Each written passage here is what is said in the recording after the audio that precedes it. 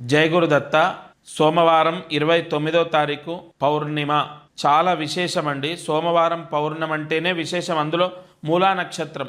వివాహం అవ్వనటువంటి వాళ్ళు ఒక చిన్న పరిహారం చెప్తాను. తలస్నానం చేసి ఉపవాసం ఉండి, అంటే పాలు కానీ పండ్లు కానీ టీ కానీ కాఫీ కానీ ఇంతవరకే, టిఫిను భోజనం ఇవి నిషేధం. తలస్నానం చేసి ఉపవాసం ఉండి సూర్యాస్తమయం తర్వాత చంద్ర దర్శనం, అంటే చంద్రుడి యొక్క దర్శనం చేసి భోంచేయండి.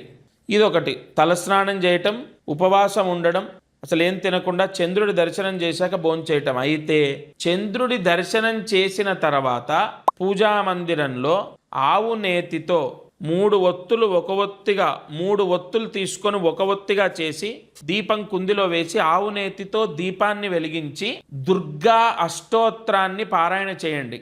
ఒకవేళ చదవడం రాకపోతే వినండి.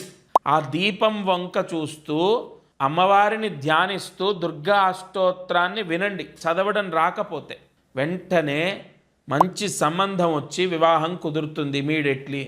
ఈ మూల నక్షత్రంలో వచ్చిన పౌర్ణమి రోజు ఈ పరిహారం చేయండి.